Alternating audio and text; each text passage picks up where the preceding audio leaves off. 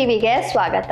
ಇವತ್ತಿನ ವಿಷಯ ಏನಪ್ಪಾ ಅಂದ್ರೆ UPI ಯೂಸ್ ಮಾಡೋರಿಗೆ ಒಂದು ಬೇಗ ಅಪ್ಡೇಟ್ ಬಂದಿದೆ. ಫ್ರೀ UPIಗೆ ಚಾರ್ಜ್ ಬರಬಹುದು ಅನ್ನೋ ಮಾತು ಈಗ ಜೋರಾಗಿದೆ. ಆದ್ರೆ ಟೆನ್ಷನ್ ಬೇಡ, ಈಗಲೇ ಯಾವುದೇ ಚಾರ್ಜ್ ಇರಲ್ಲ. ಸರ್ಕಾರ ಕಾನೂನು ತರ್ತಿದೆ ಅಷ್ಟೇ. ಮುಂದೆ ಬೇಕಾದ್ರೆ ಮಾತ್ರ ಮರ್ಚೆಂಟ್ ಶುಲ್ಕ ಹಾಕೋ ಅವಕಾಶ ಇರುತ್ತೆ. ಅದು ಎಲ್ಲರಿಗೂ ಅಲ್ಲ, ದೊಡ್ಡ ದೊಡ್ಡ ಬಿಸ್ನೆಸ್ಗಳಿಗೆ ಮಾತ್ರ. 0.3% ರಿಂದ 0.5% ವರೆಗೂ ಶುಲ್ಕ ಬರೋ ಸಾಧ್ಯತೆ ಇದೆ ಅಷ್ಟೇ.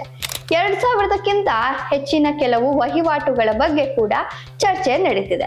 ಸಾಮಾನ್ಯ ಜನ, ಸಣ್ಣ ಅಂಗಡಿಗಳು ಮತ್ತು ಸ್ವೀಟ್ ವೆಂಡರ್ಗಳಿಗೆ UPI ಈಗಿನ ಹಾಗೆ ಫ್ರೀ ಇರುತ್ತೆ.